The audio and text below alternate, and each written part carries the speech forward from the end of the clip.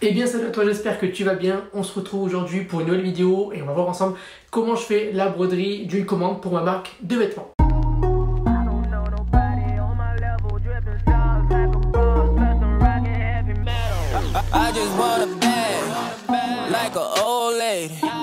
Avant de démarrer cette vidéo, je t'invite à rejoindre le club des créateurs. Donc c'est un email que j'envoie régulièrement à 9 h du matin pour te partager des astuces ainsi que des anecdotes sur la création et la gestion de marques de vêtements.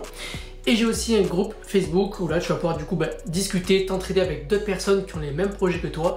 C'est juste en dessous de la vidéo. Bien désormais on va se retrouver donc de l'autre côté de la caméra afin que je te présente un petit peu les étapes, les différentes étapes que je fais dès que je reçois une commande. Donc là ça va être un pull à broder pour ma marque.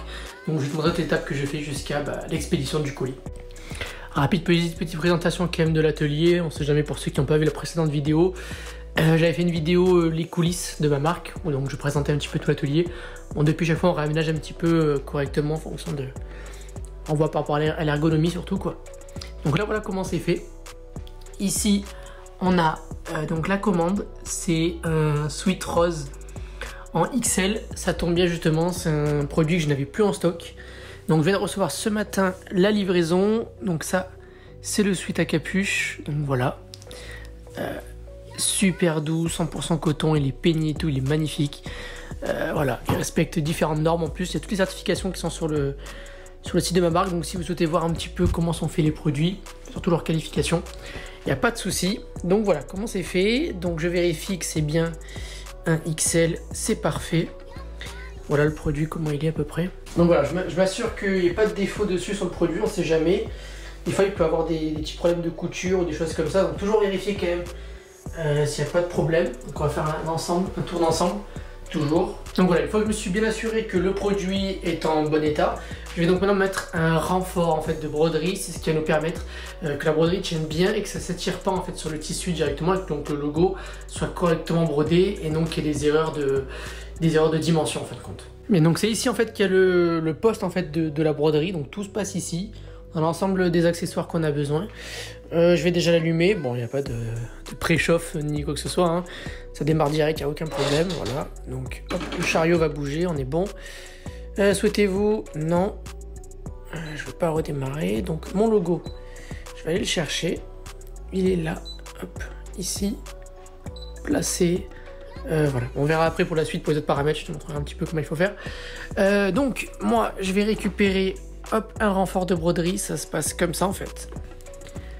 Voilà, tout simplement. Et donc ça en fait, je vais directement le coller à l'intérieur où il y aura... Donc mon logo va se positionner à peu près ici. Et donc je vais mettre à l'intérieur pour... à l'intérieur du logo quoi. Je vais te montrer comment il faut faire.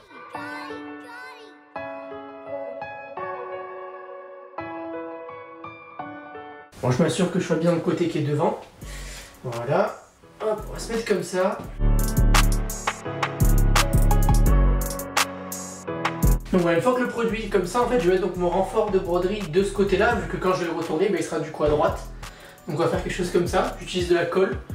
Donc c'est de la colle temporaire pour tissu, c'est fait exprès pour, hein, donc la marque Greenhold.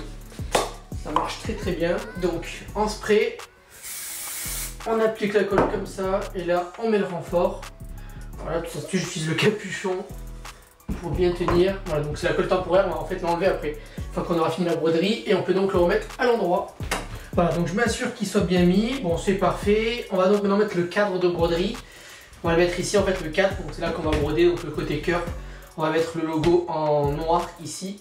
Donc le cadre il est là. Voilà, tout simple. C'est ici qu'on va se clipser à la machine à broder. Et ça sera le cadre qu'on va mettre par-dessus. Donc je vais te montrer comment on fait. Je vais rentrer le cadre à l'intérieur directement ici. Alors hop, je vais le rentrer par la capuche. Hop. Donc en fin de compte le cadre il est à l'intérieur, il est entre le support que j'ai mis là, le renfort. Je vais le mettre pile en dessous. Ensuite l'objectif c'est de s'aligner quand même au sweat, donc par rapport en général à la poche kangourou, c'est plus facile pour s'aligner quand même. Donc j'essaie de voir un petit peu où est-ce que je suis positionné. C'est beaucoup à l'œil en fin de compte, beaucoup au jeu. Hop, ça me semble pas mal. On va voir comment on est. Et après j'appuie en fait directement avec de la force. Tac, on le rentre, hop, à l'intérieur. Je regarde un petit peu si je suis aligné.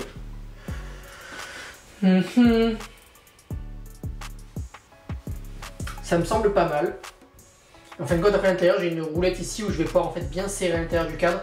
Donc j'ai juste à rentrer ma main, hop, et à tourner la roulette pour bien serrer le cadre supérieur au cadre inférieur directement.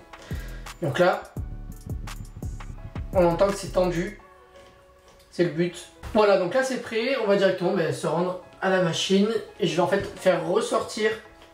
Parce que là, en fin de compte, si je brode, je vais broder le côté devant du pull, mais aussi le derrière. Donc l'objectif, c'est que le derrière soit sorti du cadre. Donc il faut ressortir tout ce côté-là, hop, par la capuche, directement. Pour que voilà, on puisse broder uniquement la partie supérieure et non inférieure. Donc là, on sera nickel. Et on va venir se clipser tac, directement sur la machine. Bien, donc hop, on va rentrer le cadre. C'est la partie la plus délicate, on va dire. Sans qu'il y ait trop de bordel.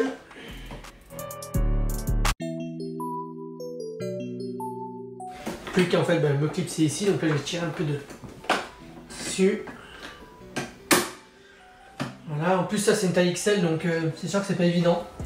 Quand c'est du S, une peu petite taille, ça rend bien mieux, hein, il y a moins de coupe et tout, donc c'est évident. Donc là l'objectif c'est d'alléger un petit peu la tension qu'il peut avoir pour que le chariot qui est ici puisse en fait bouger correctement. Les lanières on les laisse prendre ici.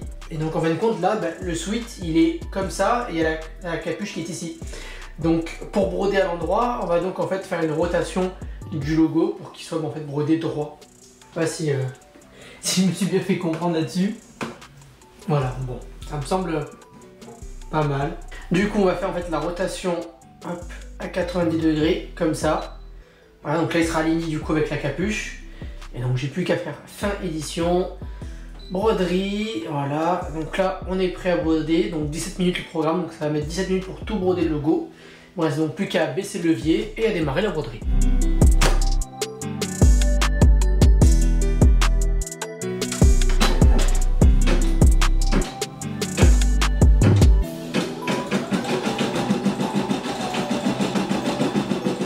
Voilà, donc là on est parti pour 17 minutes du coup de programme où ça va broder tout le logo en entier.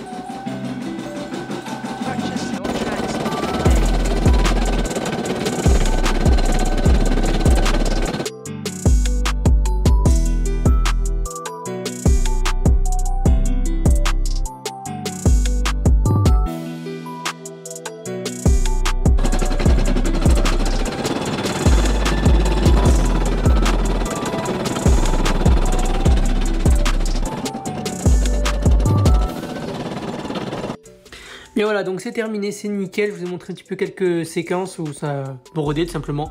Donc c'est assez long, hein, il faut plus d'un quart d'heure. C'est terminé, donc on a juste à couper le fil supérieur. On va le couper, on va retirer, puis on va faire la suite.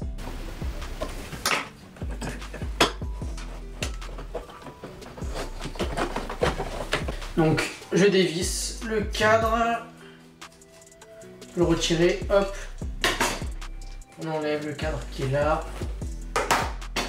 Et voilà le travail, le logo est bien brodé, terminé. En fait il ne reste plus qu'ensuite à couper tout ce qui dépasse en fait, les va-et-vient en fait.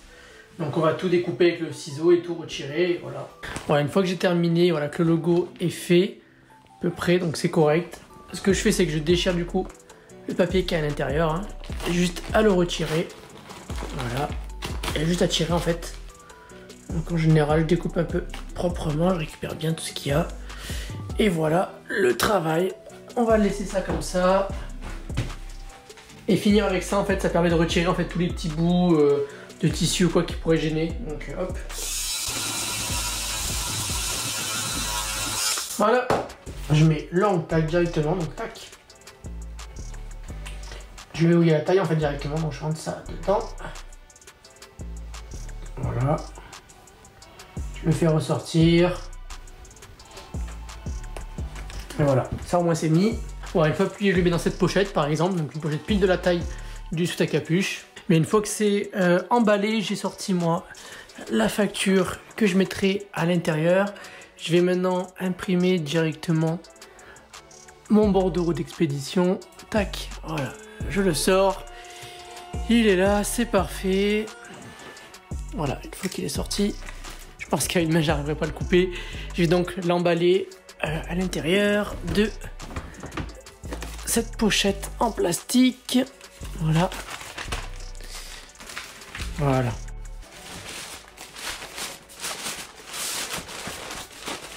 Voilà, une fois que c'est fait, donc j'ai ma facture qui est ici, je la plie. Tac. Ensuite, je rentre à l'intérieur de quelques stickers, voilà, ils sont là. Je les mets dedans. Puis ensuite, moi, j'ai rajouté il n'y a pas longtemps des cartes d'authenticité. Donc c'est vachement sympa. Ce qui certifie en fait du coup l'authenticité du produit. Une petite carte cartonnée avec à l'arrière du coup toutes les inscriptions de la marque. Et donc voilà, c'est sympa. Et je rajoute encore un autre système qui fait que du coup, si quelqu'un veut reproduire la carte ou quoi, bon, c'est assez joli. C'est un pinceau en fait. Donc je vais donc mettre le logo à peu près vers là. Je vais appuyer bien fort. Hop. Et voilà le travail. Donc là, le logo, il est en 3D appliqué dessus. Donc clairement là, il n'y a pas de doute. C'est une vraie carte. Voilà. Donc ça rajoute, ça renforce un petit peu la confiance. Et le branding également de votre marque. Donc ça, c'est vachement cool. Et ben je l'intègre directement à l'intérieur de la facture. Tac, voilà. Je rentre ça à l'intérieur. Voilà. Je veille à ce que ça ne soit pas plié. Voilà. Si c'est plié, c'est dégueulasse. Essaye de bien la rentrer. Voilà. On peut refermer. On va refermer ça. Tac. Voilà. Hop. Et là, on va coller directement le bordereau. Bon, je le montre pas sur la vidéo, c'est évident. Hein. Je pense que vous n'êtes pas bête. Voilà. Tac. Voilà. Donc là, c'est parfait. C'est prêt à être envoyé au client. Voilà. Ça va partir directement chez le client. Donc là, voilà, j'en ai quelques-uns. Je vais les envoyer dès demain matin à la poste. Et puis voilà, ça va partir. Donc livraison en 48 heures. Il n'y a pas de souci. Donc voilà. J'ai pas du tout l'habitude de faire ce genre de vidéo, donc j'espère que celle-ci t'a plu. N'hésite pas à m'en dire plus dans les commentaires, tout simplement. Laissez également un petit pouce bleu, ça pourrait m'aider, ça pourrait me faire plaisir. Voilà. Donc j'ai partagé un petit peu l'envers du décor pour broder. Je ferai une autre vidéo pour faire également le flocage, donc une autre type d'impression que je fais avec ma marque. Donc j'ai la broderie ainsi que le flocage uniquement. Voilà, donc si tu as des questions, c'est juste dans les commentaires. Si tu n'es pas abonné à ma chaîne YouTube, je partage régulièrement du contenu sur la création aussi que sur la gestion de marques de vêtements. Je pense que tu l'as remarqué, donc n'hésite pas à t'abonner pour ne pas rater les prochaines vidéos. Moi je te dis à très bientôt, et puis voilà, ciao!